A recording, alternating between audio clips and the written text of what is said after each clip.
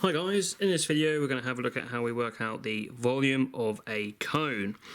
So the volume of a cone uses this formula here, so a third times pi times r squared times the height. So basically we've got the area of the circle times by the height. This would give us a cylinder, and then we times it by a third because a cone is just a third of a cylinder. So that's where the formula itself comes from. And what we're going to do in this video, we're going to have a look at how we work out the volume of a cone. We'll have a look going backwards, how we work out the height, how we work out the radius, and also some shaded stuff as well. So let's get cracking. You need a calculator for this if you're going to join in. So this one here, I'm just going to substitute these values straight into the formula. So I have 1/3 times by pi times by the radius, which again is from the center of the circle to the edge there, the circumference, which is 13 squared, times by the perpendicular height, so straight from the bottom straight to the top. None of this slanted height nonsense here. So we need to times that by 5.2. So like I said, calculator job. Let's have a look. Calculator's on, there we go.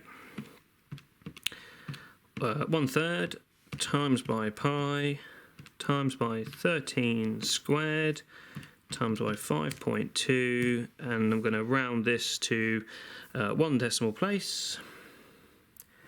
So we have 920 point, and then that's 7. We'll round the 2 up to 0.3. Don't forget units, centimeters cubed, because we're dealing with the volume.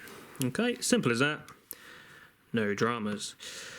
If you're given the diameter of the cone, okay, you need the radius, so all you do is just half it. So we have 4.5 centimeters for the radius there. And then it's the same thing we did here, just substitute it straight into the old formula. So 1/3 times by pi times by the radius, which we just said was 4.5 squared, times by the perpendicular height, which in this case is 22. So let's put that into the old calculator, see what we come up with. 1/3 times by pi times by 4.5 squared times by 22. And again, let's round it to 1 decimal place. So 466.5 centimeters cubed, because it's volume. Just a quick one, guys. If you haven't got a calculator with a fraction button like I'm using here, don't worry. Just do 1 divided by 3, press equals, and it'll give you what the fraction is, and then you can just times it by the rest of it, like so, and you still get the same answer. Okay, so just a little way around you can do that. Okay, so that's nice and easy. Let's have a look at going backwards to work out a missing length. In this case, I need to go backwards to work out the height, and I'm told here the volume is 216. So all I'm going to do is substitute everything into this formula as I would do normally, and then use the flowchart to go backwards. So let's do the first step by substituting everything in. So I have my third, I times it by pi, I times it by the radius squared, which is in this case is 6 squared. I times it by the height, that's what I don't know, so I'm just going to leave it as h, and that equals the volume, which I'm told is 216 pi. Okay, so all I'm going to do is use the flowchart. I have h, and I times it by 6 squared, I times it by pi, and I times it by 1/3. Now, because you're timesing all of these, it actually doesn't matter the order you do this, because you're doing the same thing to each of them. I'm just going to go backwards that way. Okay, so I'm timesing by 6 squared, I'm timesing by pi, and I'm timesing by 1/3 to get the volume of 216 pi. But like I said, you can times those in any order, because multiplying doesn't matter. And then we're going to need to go backwards, so do the opposite and divide by 1/3, divide by pi, divide by 6 squared, and we get back to the height. So let's give that a go, do this step by step. So 216 pi, yep, divide by 1/3, press equals, yes. We need to divide by pi as well, yes.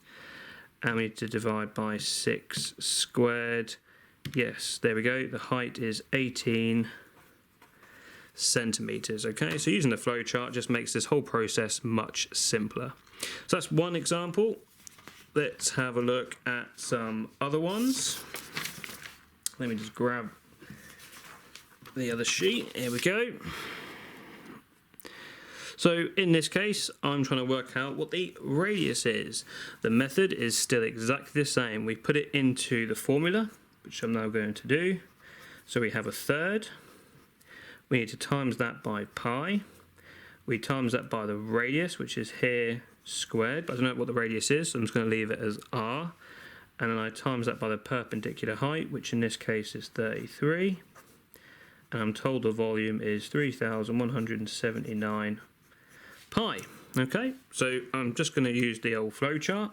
This is ever so slightly different. Because that's r squared, you have to take r and you have to square it. Okay, you have to do that bit first. And then the timesing 33, timesing by pi, and timesing by a third. Because they're all timesing, they can be done in any order, it doesn't matter. But you must square it first. Okay, so let's go with times by 33. Then times by pi, and then times by a third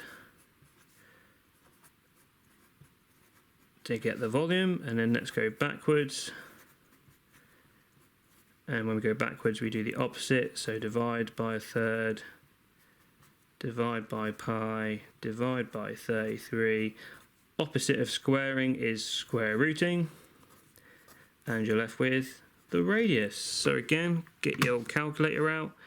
So we have 3,179 pi. Boom.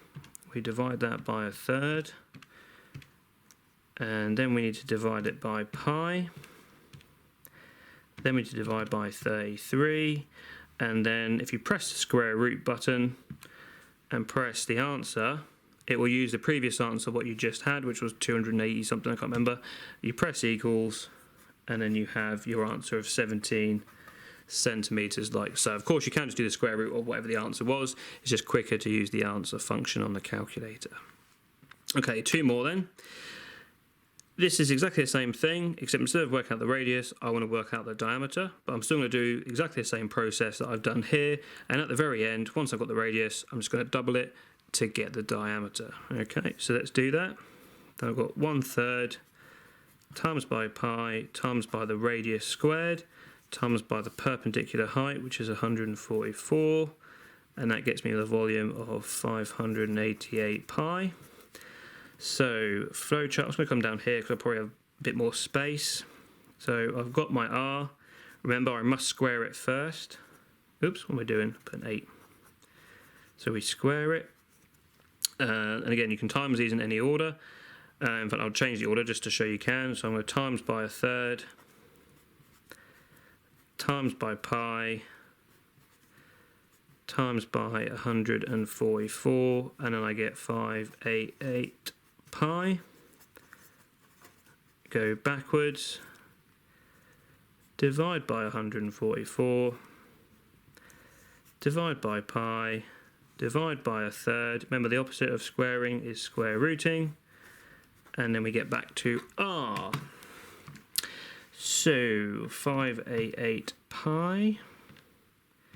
Yep. Divided by 144. Yes. Divided by pi. Yes. Oops, let's take away.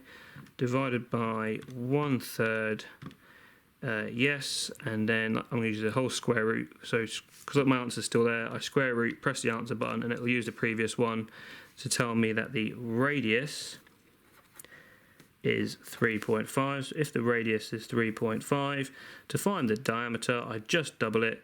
So 3.5 times by 2 is 7. Okay, so do exactly the same thing using the radius, but just double it to get the diameter. Okay, and last but not least, if you have a cone inside a cube and you need to work out the shaded volume around the outside, it's pretty standard. If it's the same thing as area or volume of any other thing, you always work out the total. In this case, that's a cube. and it's a 5 centimetre cube. So the volume of that will just be 5 times 5 times 5, which is 125 centimetres cubed. And then you can work out the cone using our formula. So 1/3 times by pi times by the radius. Well, the diameter is 5, so the radius is 2.5. Don't forget to square it. Times by the height. Well, it's inside the cube, so that's 5. Okay, bung that in the old calculator. 1/3 times pi times 2.5 squared times 5, and we get 32.7. Let's go back to one decimal place. Again, if the question tells you to do it differently, do it differently. And then to finish it off, to get the shaded volume, you just take the 2 away. So 125 minus 32.7 leaves us with 92.3 centimetres cubed. Okay, and of course, if this was a cuboid and there was more than one cone in, you still work out the volume of the cuboid, so work out the whole thing. And then if it's 2 cones, work out 1 times it by 2. If it's 3 cones, work out 1 times it by 3. And then obviously you can just do the same thing here and take them away. Okay, so that's volume of cones, guys, and going backwards to find the heights and the radiuses and diameters there. Hopefully that helps. Thanks for watching.